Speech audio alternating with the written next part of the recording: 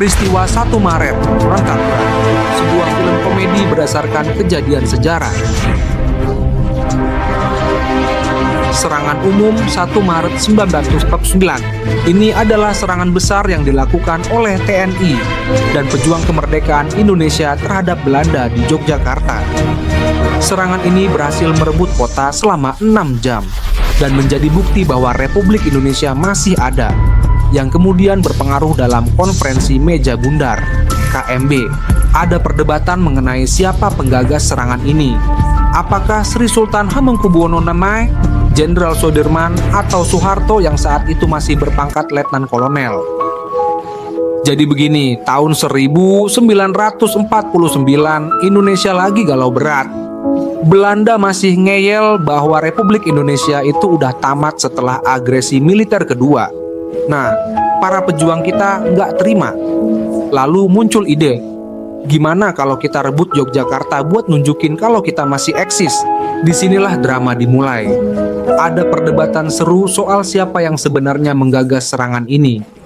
Ada yang bilang Sri Sultan Hamengkubuwono IX, ada yang nunjuk Jenderal Soedirman, dan ada juga yang menyebut Letkol Soeharto. Jadi ini kayak acara reality show sejarah. Siapa dalang sebenarnya? Tapi yang jelas, mereka semua berkontribusi buat nyusun rencana besar ini. Tanggal 1 Maret, jam setengah 6 pagi, pas langit masih ngantuk, tiba-tiba pasukan TNI dan para pejuang menyerbu Yogyakarta dari segala penjuru. Belanda kaget, mungkin sambil masih ngulet dan nyari kopi pagi. Mereka nggak nyangka kalau orang-orang yang mereka anggap udah kalah, tiba-tiba nyerang kayak adegan film action. Serangan ini berhasil merebut kota dalam waktu 6 jam. Gila, 6 jam. Kalau diibaratkan, itu lebih cepat daripada bikin rendang. Bayangin, Yogyakarta yang tadinya dikuasai Belanda, tiba-tiba berubah jadi lautan merah putih.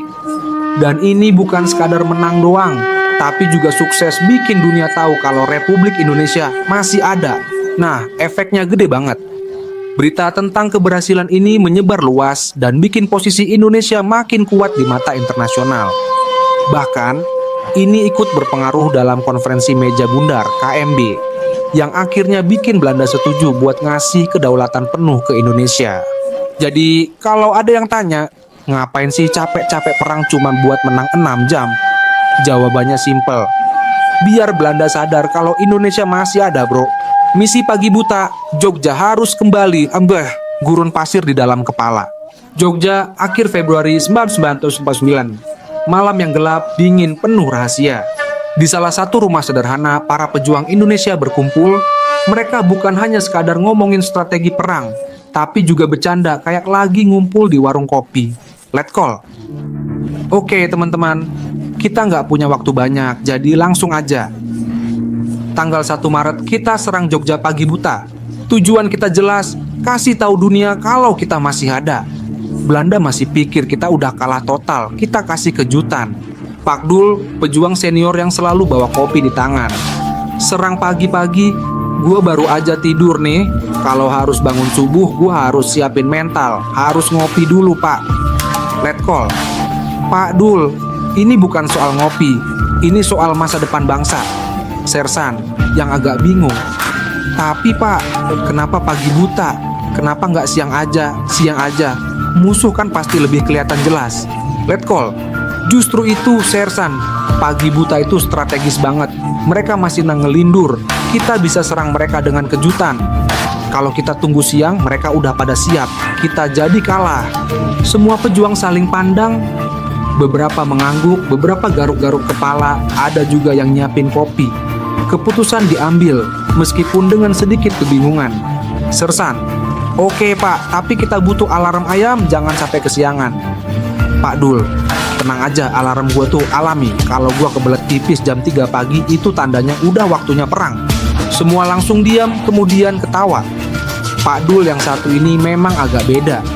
Rapat pun berlanjut dengan strategi yang makin matang, meskipun suasana masih santai. Ada banyak gelak tawa dan canda. Tapi satu hal yang pasti, semangat juang mereka membara. Tanggal 1 Maret 1949, pagi buta, pukul 03.30. Udara masih dingin menusuk tulang. Mata masih sepet, tapi semangat para pejuang sudah memuncak. Mereka bersiap di pos masing-masing. Ada yang udah sersan ai ngos-ngosan, ada yang masih ngatur posisi sarung biar nggak kelihatan kocak, ada juga yang berdoa kecil-kecilan. Tapi satu hal yang pasti, mereka siap untuk melawan. Di tengah kebingungan ini, ada suara khas yang membuat semua orang langsung siap. Pak Dul, "Sruh, Pak. Kopi nikmat." Sersan, "Pak Dul, itu bukan aba-aba di Suba, itu cuma nikmatin kopi." Tiba-tiba terdengar kokokan ayam dari kejauhan. Ayam tetangga yang sepertinya nggak tahu kalau ada perang besar. "Letkol, itu dia, serang!" Pasukan Indonesia langsung menyerbu. Dentuman senapan dan meriam sersan ai menggema. Pasukan Belanda yang masih ngelindur langsung panik. Beberapa bahkan lari masih pakai baju tidur. "Sersan, lihat tuh, mereka masih pakai sarung, kalah gaya sama kita." "Pak Dul, mereka baru bangun Sersan. Coba kita diserang pas lagi ngopi, pasti lebih kacau." Pertempuran berlangsung sengit. Pasukan Indonesia menguasai jalanan dan gedung-gedung. Bahkan ada satu pos penjagaan Belanda yang sudah direbut. Di tengah kericuhan ini, ada satu prajurit Belanda yang lari terbirit-birit sambil bawa roti di tangan. Prajurit Belanda, "Ik wil mijn ontbijt. Saya cuma mau sarapan." "Sersan, sarapan lu telat bung. Ini waktunya kita rebut Jogja." Di tengah pertempuran ini terlihat bahwa pasukan Indonesia Sersan AI menguasai lebih banyak titik di Jogja. Namun perlawanan masih ada. Belanda berusaha bertahan dengan sekuat tenaga. Di salah satu sudut, ada pertarungan antara seorang pejuang Indonesia dan tentara Belanda yang nyaris terjebak dalam gedung. Prajurit Belanda, "What is this? Apa ini?" Pejuang Indonesia, "Ini serangan pagi, Bung. Nggak ada yang bisa tidur tenang kalau Jogja diperebutkan." Pukul 0.05 tibalah, pasukan Indonesia semakin menguasai kota. Keadaan semakin kacau, tapi mereka tahu bahwa mereka harus segera menguasai stasiun radio untuk memberitahu dunia bahwa Jogja kembali ke tangan Indonesia. Pukul 00.00 pagi, Jogja semakin dikuasai. Pasukan Belanda Sersan AI mundur keluar kota. Namun ada satu masalah. "Pak Dul, Pak, kita udah menang nih, tapi saya lapar. Ngopi lagi yuk." "Letkol, Pak Dul, fokus. Kita semua lapar, tapi kita harus pastikan semua aman dulu." Sersan, "Loh, itu makanan baru, Pak." Letkol, "Bukan. Maksudnya kita bakal rayain ini setelah Jogja aman." "Ancaman, kita makan kemenangan." Para pejuang tertawa meskipun mereka sudah lelah. Jogja kembali ke tangan Indonesia. Serangan umum 1 Maret berhasil, dan dunia tahu bahwa Indonesia masih ada. Misi pagi buta yang direncana hampir kelupaan karena alarm kopi berakhir dengan kemenangan besar. Belanda terkepung, dan meskipun situasi sempat gila karena para pejuang yang terlampau semangat dan sedikit kocak, semangat juang mereka adalah hal yang tak bisa diremehkan. Mereka menunjukkan kepada dunia bahwa Indonesia masih ada, berdiri tegak. Misi pagi buta, Jogja harus kembali. Senyum di balik gas buangan.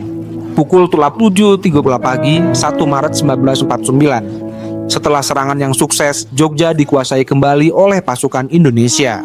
Sementara itu, para prajurit Belanda yang terkejut masih berusaha bertahan, tetapi kondisi semakin kacau. Namun di sisi lain, suasana di markas Indonesia malah sedikit lebih santai. Beberapa prajurit sibuk mencari makanan, ada yang mengatur baju, sementara yang lainnya tengah berkeliling. "Letkol, oke teman-teman, kita sudah menang. Tapi bukan berarti kita bisa leha-leha. Pusat kota Jogja sudah kita kuasai. Sekarang kita harus pastikan kalau Belanda nggak balik lagi dengan cepat. Kita ambil alih semua titik penting." "Pak Dul, sebelum itu Pak, gimana kalau kita makan dulu? Gua udah ngidam lontong sayur nih." Sersan, "Pak Dul, masa sekarang yang kita tak pikirin malah makanan?" Letkol, sambil setengah tertawa, "Pak Dul selalu ada waktu untuk makan. Tapi bener juga Sersan, kita harus periksa seluruh wilayah. Kalau bisa ambil alih stasiun radio. Dunia harus tahu kita menang." Pak Dul dengan cepat menyambar sebuah lontong sayur dari tukang yang lewat. Sambil makan, dia Sersan Ai sibuk merencanakan langkah selanjutnya. Sersan dan pasukan lainnya pun Sersan Ai menyusun rencana. Dalam suasana serius, Pak Dul tetap saja tertawa kecil melihat lontongnya. Pak Dul, tahu nggak Sersan, seharusnya stasiun radio itu diserang lebih cepat. Tapi gue nggak bisa jauh dari tujuan kalau belum makan sayur dulu.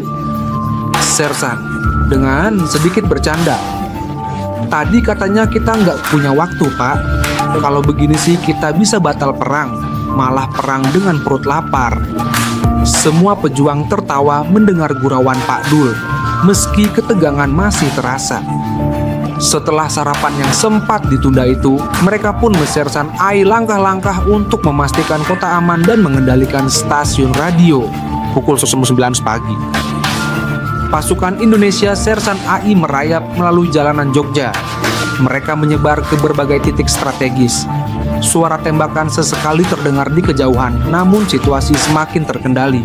Di pos pusat komunikasi, para pejuang mempersiapkan diri untuk mengambil alih stasiun radio. Tidak hanya untuk siaran kemenangan, tapi juga untuk memastikan Belanda tidak dapat mengubah narasi. Sersan, Pak, kami udah sampai di stasiun radio, tapi ini agak susah, banyak banget kabel dan peralatan yang aneh-aneh. Letkol, gampang Sersan, kita potong kabelnya, nanti pakai kreativitas. Jangan biarkan mereka bisa ngesiarin apapun. Sersan pun berusaha keras memotong kabel-kabel yang tersambung. Namun, dia merasa bingung dengan banyaknya alat yang ada.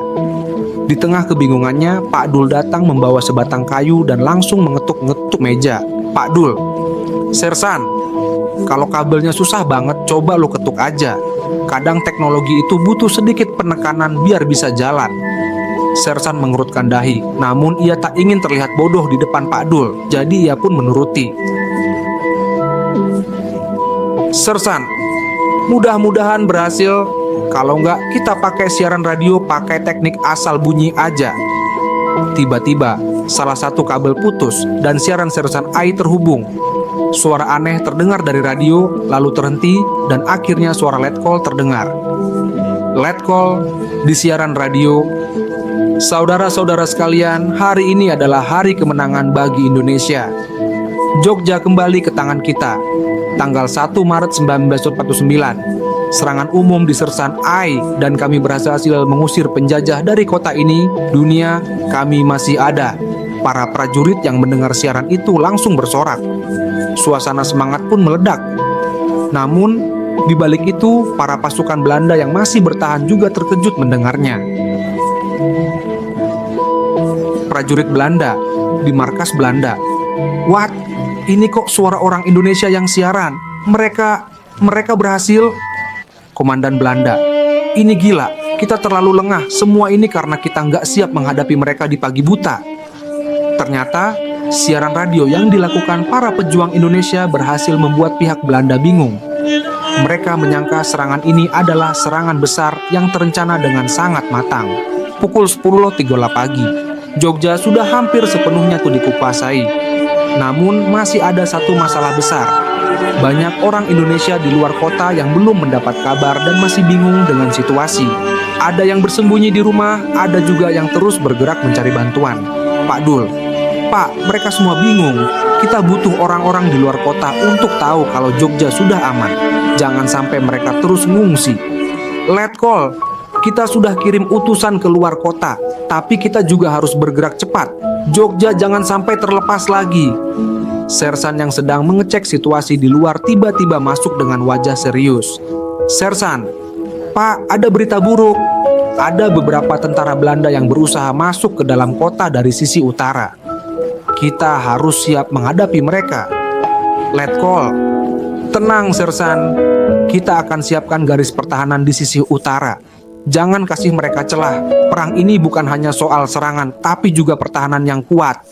Pak Dul yang sedang menikmati roti lapis yang entah dari mana datangnya mendengarnya dengan santai. Pak Dul, Sersan, lo cuma ngomong tentang garis pertahanan, tapi jangan lupa kita harus makan siang dulu. Tugas nggak akan kelar kalau kita kelaparan. Semua orang tertawa meskipun suasana semakin tegang karena pertempuran yang semakin dekat. Namun semangat mereka tetap tinggi.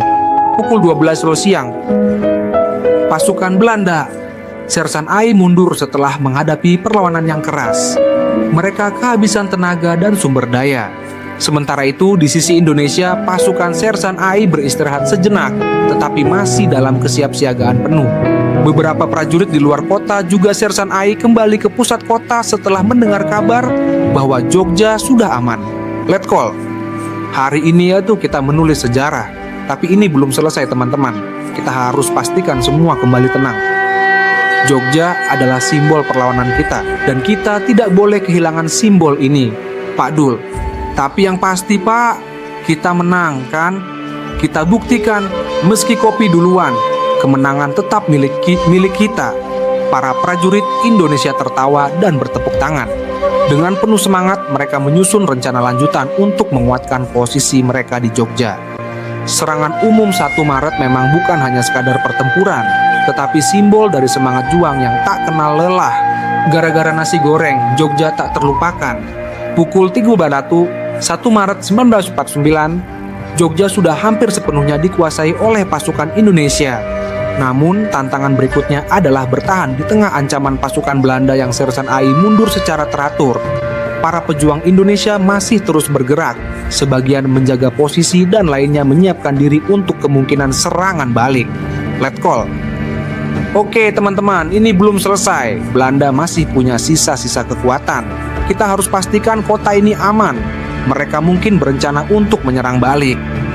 Sersan berusaha serius meski mata sedikit ngantuk. Pak, saya nggak Tang. Kita udah menang kok, mereka masih aja ngelawan. Kenapa nggak langsung cabut? Letkol. Karena mereka nggak gampang menyerah, Sersan. Ini soal simbol, Jogja adalah pusat perlawanan. Mereka nggak akan membiarkan kita menang begitu saja. Pak Dul yang sedang memegang sendok besar, sepertinya baru selesai makan siang, tiba-tiba muncul dengan muka yang sangat puas. Pak Dul, Pak, tenang aja. Kalau mereka masih bertahan, kita kasih makan aja. Begitu mereka makan nasi goreng kita, pasti mereka mundur sendiri. Siapa sih yang bisa bertahan dengan perut lapar? Letkol, serius tapi tertawa kecil. Pak Dul, ini bukan soal makanan. Ini soal pertahanan dan semangat juang.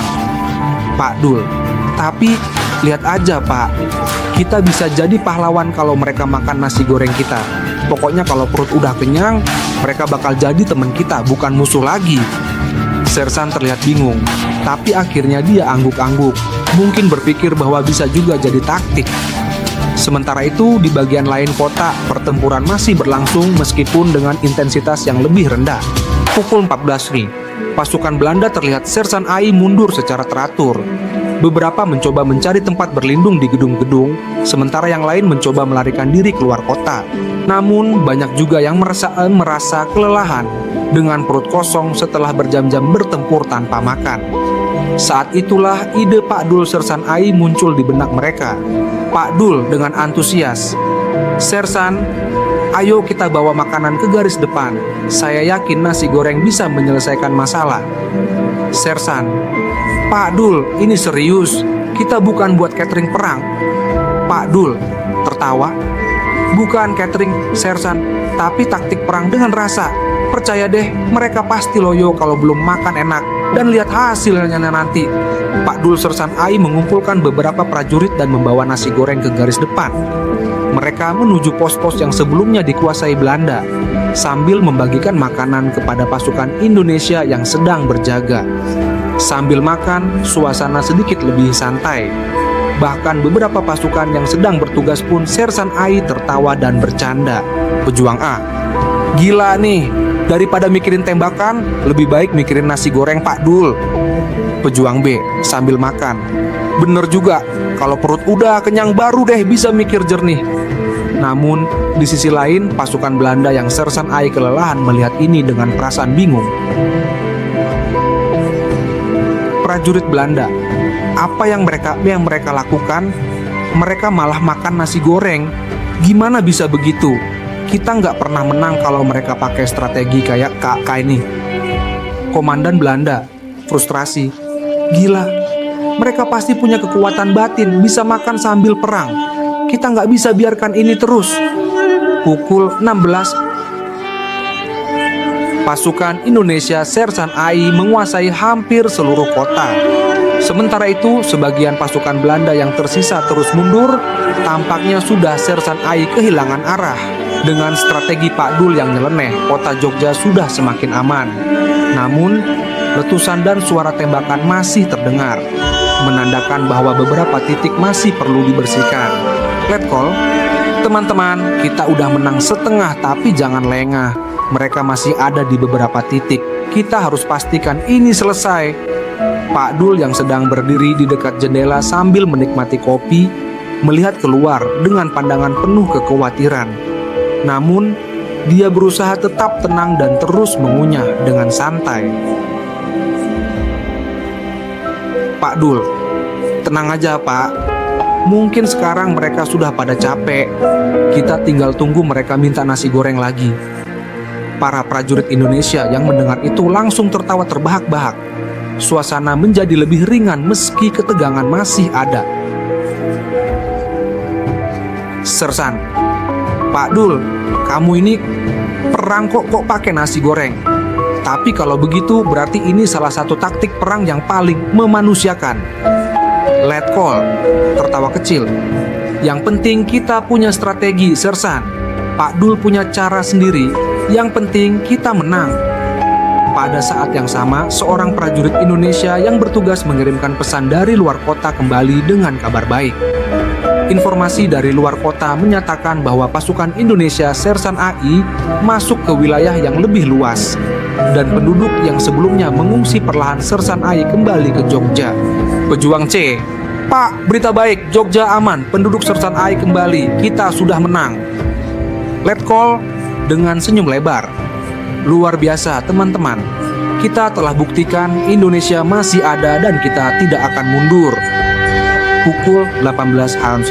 Malam tiba dan kota Jogja Sersan AI tenang. Pasukan Indonesia mengadakan perayaan kecil untuk merayakan kemenangan besar mereka. Tentunya nasi goreng Pak Dul menjadi hidangan utama yang dinikmati semua orang. Semua orang tertawa dan bercerita tentang pengalaman mereka di hari itu. Bahkan ada yang sampai menari kegirangan. Pak Dul, jadi kalian lihat kan, nasi goreng bisa jadi senjata rahasia. Tapi yang lebih penting, semangat kita nggak pernah padam. Kita kasih tahu dunia, Indonesia masih ada dan kita nggak akan mundur. Sersan, bener juga Pak Dul. Tapi kalau kita kasih nasi goreng ke dunia, bisa jadi mereka nggak mau perang lagi. Bisa jadi malah pindah ke Jogja semua. Semua tertawa, namun mereka tahu bahwa hari ini adalah bukti nyata bahwa semangat juang mereka lebih besar dari apapun, bahkan nasi goreng sekalipun. Kami masih di sini kok. Pukul 19.30, 1 Maret 1949. Jogja sudah kembali ke tangan Indonesia, tapi ketegangan masih belum sepenuhnya reda. Pasukan Belanda masih tersebar di beberapa titik dan ada kemungkinan mereka akan melakukan serangan balik meskipun sudah banyak yang mundur. Suasana di markas Indonesia yang tadinya riuh kini Sersan AI terasa lebih serius. Namun, kehadiran Pak Dul masih bisa meringankan ketegangan. Letkol, teman-teman, kita sudah menang besar hari ini. Tapi jangan salah, tugas kita belum selesai. Kita harus pastikan Belanda nggak punya ruang untuk kembali lagi ke kota ini. Sersan, Pak, menurut saya kita harus langsung kirim surat permintaan untuk negosiasi damai. Jadi mereka nggak ada alasan lagi untuk maju. Pak Dul, dengan tenang. Nah, kalau soal negosiasi lebih baik kita kirim pakai nasi goreng aja. Kalau mereka kelaparan, pasti langsung menyerah tanpa perang. Letkol tertawa kecil. Pak Dul, sekali lagi, itu bukan solusi meski nasi goreng kamu enak banget. Pak Dul cuma tersenyum puas sambil menyelipkan sepotong roti ke dalam sersan utnya. Sersan, Pak Dul memang bisa bikin tentara tidur nyenyak, tapi kita harus siap bertahan. Belanda nggak akan mundur begitu saja. Letkol, betul Sersan. Sekarang kita harus jaga posisi. Kita siap sedia di setiap titik strategis. Jangan sampai ada yang lolos. Semua pasukan tetap siaga. Para prajurit yang hadir di rapat itu Sersan AI mengangguk dan menyebar ke pos masing-masing. Suasana Sersan AI terasa lebih serius. Namun di luar sana pasukan Belanda yang sudah kelaparan dan kelelahan Sersan Ai mengatur langkah mundur mereka. Pukul 20 waktu Slow, beberapa pasukan Indonesia sedang mengelilingi kota, memastikan tidak ada perlawanan yang tersisa. Suara tembakan Sersan Ai terdengar lebih jarang dan Jogja Sersan Ai terasa tenang. Namun di satu titik di luar kota, pasukan Belanda yang tersisa Sersan Ai berkumpul kembali dan merencanakan serangan balik. Mereka masih berusaha keras mempertahankan pos-pos yang mereka miliki. Prajurit Belanda, mereka nggak mungkin bertahan lama, tapi kita harus pastikan mereka nggak dapat kejutan. Kalau kita bisa menyerang lagi dari sisi utara, kita bisa ambil alih. Komandan Belanda, tunggu dulu. Kita harus pastikan pasokan makanan ada. Kita nggak bisa berperang dengan perut kosong seperti kemarin. Kehilangan moral sudah Sersan Ai terasa di sisi Belanda. Di sisi lain, pasukan Indonesia tetap mengatur strategi bertahan dengan sangat hati-hati. Pukul 22.30, pihak Belanda akhirnya memutuskan untuk melakukan serangan balik. Namun kali ini mereka tidak melakukan serangan besar. Mereka hanya yang mengirim beberapa pasukan kecil untuk menguji pertahanan pasukan Indonesia. Pasukan Indonesia meskipun sudah lelah tetap siap dan tidak terkejut. Mereka sudah mengantisipasi kemungkinan ini sejak awal. Letkol, dengar, kita sudah tahu mereka akan mencoba sesuatu. Jangan terpancing. Tetap pada posisi, sabar sedikit lagi. Kemenangan sudah di depan mata. Sersan, tapi Pak, kalau mereka terus-terusan ngirim pasukan kayak gitu, nggak bakal selesai. Bisa-bisa kita malah jadi capek sendiri. Pak Dul, tenang aja Sersan. Kalau mereka Sersan AI capek, kita kasih mereka nasi goreng lagi. Itu pasti buat mereka mikir ulang. Semua pejuang Indonesia tertawa, meskipun mereka tahu ini bukan waktu yang tepat untuk bercanda. Tiba-tiba, terdengar suara langkah kaki dari kejauhan. Sebagian pasukan Belanda tampak berjalan perlahan. Mereka sudah Sersan Ai kehilangan semangat, namun tetap mencoba bertahan. Prajurit Belanda, mungkin mereka benar. Kita sudah terlalu lama di sini, terlalu lama tanpa dukungan. Kita nggak bisa terus begini. Komandan Belanda, kita harus mundur. Kita nggak punya sumber daya untuk bertahan lebih lama.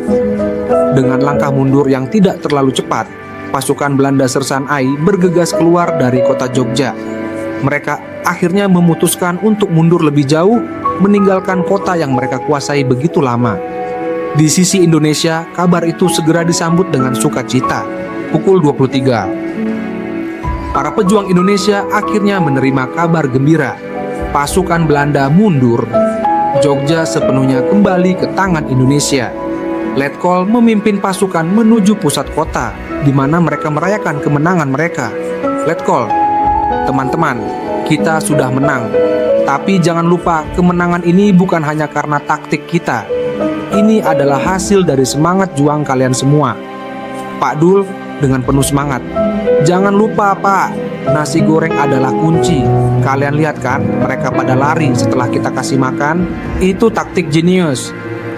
Sersan, bener juga Pak Dul, makanan adalah senjata kita. Letkol melihat suasana hati yang ceria. Hari ini kita buktikan kepada dunia bahwa Indonesia masih ada dan kita tidak akan pernah menyerah. Kita tidak hanya bertahan, kita juga bangkit dan kita akan terus berjuang. Pukul 00.00, 2 Maret 1949. Malam itu Jogja benar-benar aman. Pasukan Belanda yang mundur membawa pesan kepada dunia bahwa perlawanan Indonesia tak bisa dihalangi. Tidak peduli seberapa kuat musuhnya, semangat juang Indonesia akan terus membara.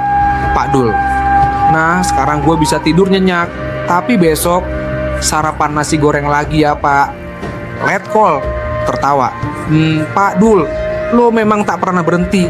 Dengan suasana yang tenang, pasukan Indonesia bersiap untuk menjalankan tugas selanjutnya. Mereka tahu pertempuran ini baru persersan Aan. Namun Jogja sudah berhasil mereka rebut kembali dan dunia tahu bahwa Indonesia masih ada. Tamat. Itu dia cerita tentang serangan umum 1 Maret 1949 yang penuh humor, semangat, dan sedikit sentuhan taktik Pak Dul. Semua berakhir dengan kemenangan dan Jogja kembali ke tangan Indonesia.